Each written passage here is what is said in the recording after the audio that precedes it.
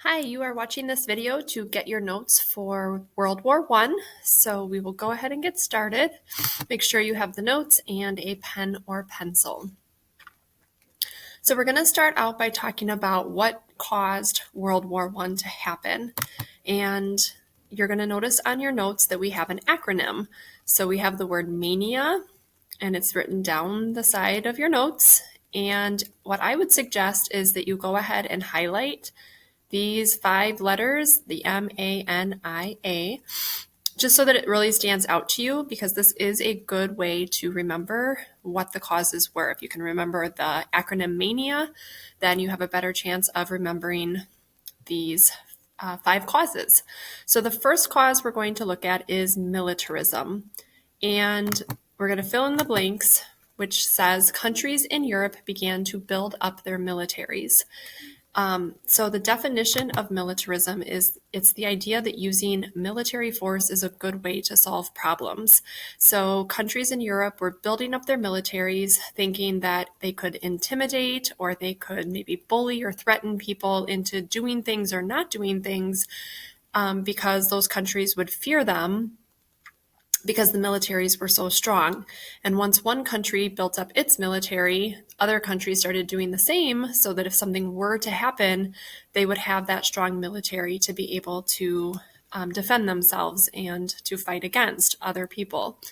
So I have a visual image just to help you out with this word, and that is this picture of a military. We can see that there were a lot of people in it. They were lined up, they were marching, practicing, trying to become strong. All right, the next cause of World War One was alliances, and this was when countries in Europe joined either the Allied powers or the Central powers. And actually, if you were to do some research on what was going on in Europe prior to World War One, you'd actually see that there were a lot of alliances, more than just these two. And we can understand that once we see the definition of an alliance, which is agreements between nations to provide aid and to protect one another. So it almost sounds like a friendship. If you're friends with somebody, you want to protect them, you want to help them, and that's what these countries were doing. But they were making more formal agreements saying, yes, I will help you if something were to happen, or I will protect you if something were to happen. So countries were creating alliances. In some countries, we're in multiple alliances. So an example or a visual for this is this map that helps to show us which countries were part of the Allied powers and which countries were part of the Central powers. So we can see Russia, France, Great Britain, Italy were all part of the Allied powers, where Germany, Austria-Hungary, and the Ottoman Empire were part of the Central powers. The third cause of World War I is nationalism.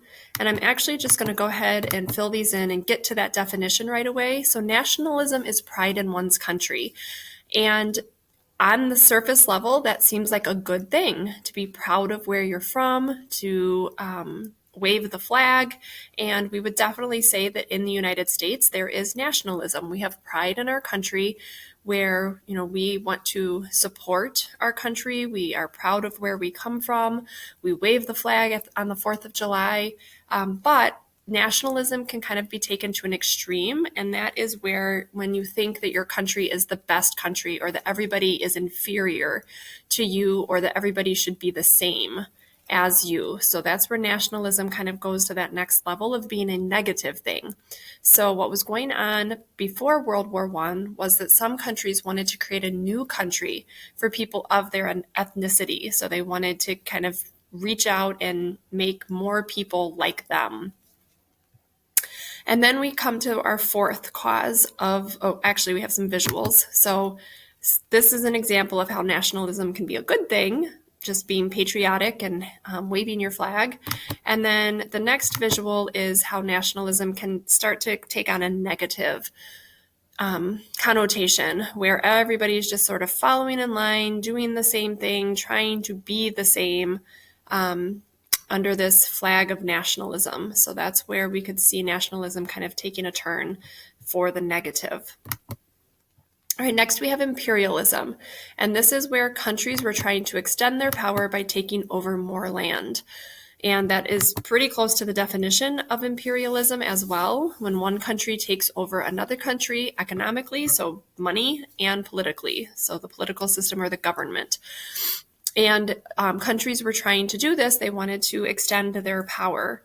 And we have an example of this with this visual of representing England and how we have this idea of tentacles reaching out and trying to take over all of this other land.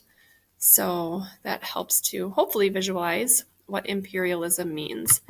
And then finally, the last cause, and what we want to notice is that these four things were happening for a while before World War I started.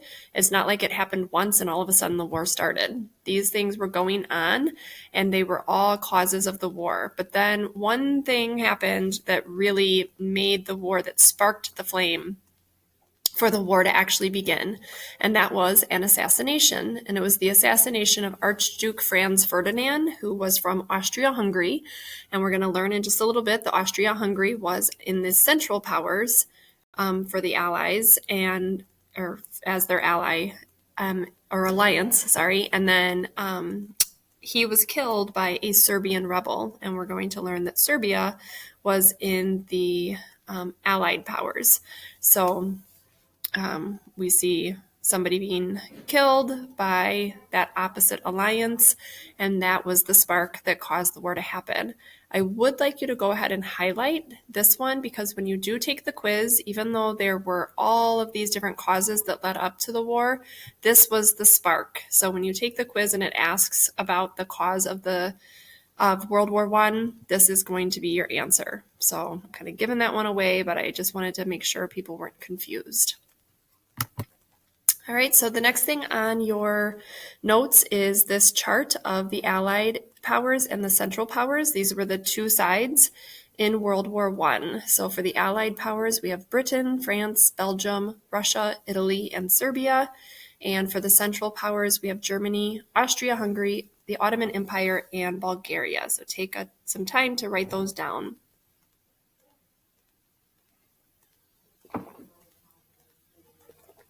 Okay, so right now you might be wondering, well, what did World War I have to do with the United States? It seems like all of this was going on in Europe. And the answer to that is you're right, it was.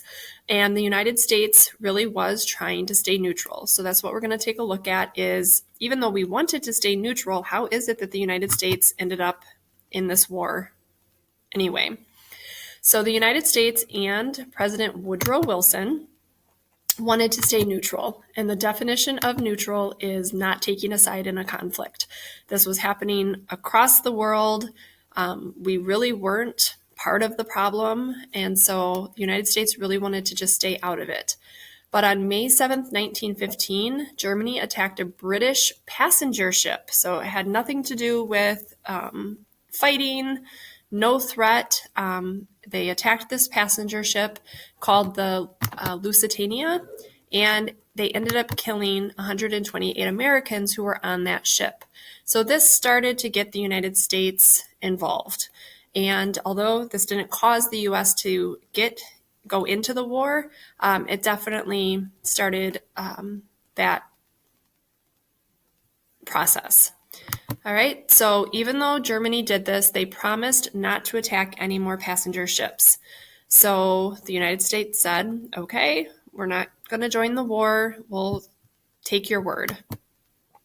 All right, but in 1917, Germany announced that it would attack and sink all ships going to Britain. They wanted to keep supplies from getting to Britain, and they hoped that it would force them to give up. So the war had started at this point, and it was going on in Europe. The United States wasn't part of it yet, and at this point, two years in, Germany announces that they're going back on their word, and they're going to attack and sink any ship going into Britain, regardless of if it was an American ship.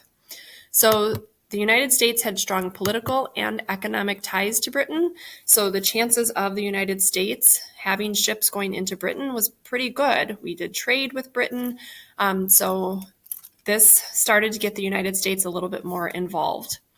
Another thing that happened was that Germany's foreign secretary, his name was Arthur Zimmermann, and he sent a telegram asking Mexico to align with Germany if the United States joined the war.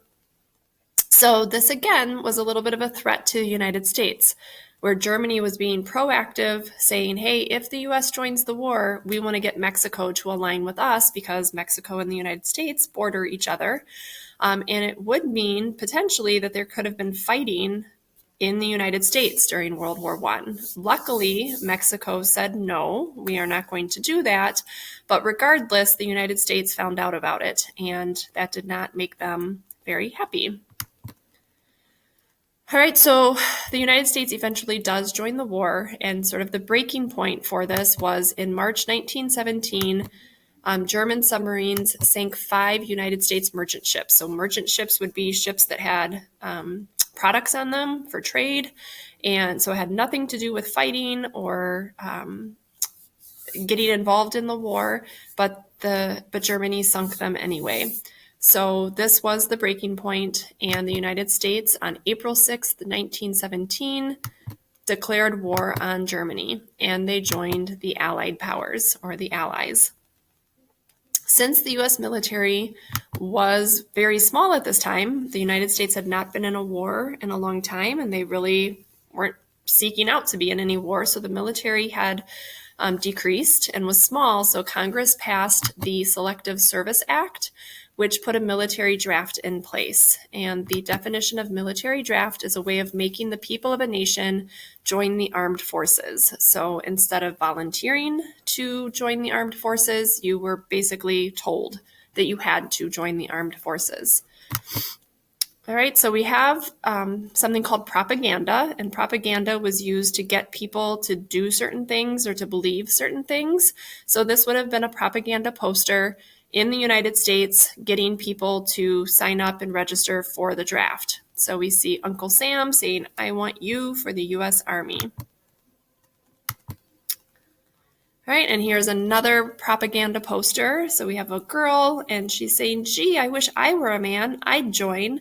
So this is definitely making men feel like, hey, if I'm not signing up for the war, maybe I'm not masculine enough or manly enough, because during that time, women were definitely seen as being weaker and not as brave as men.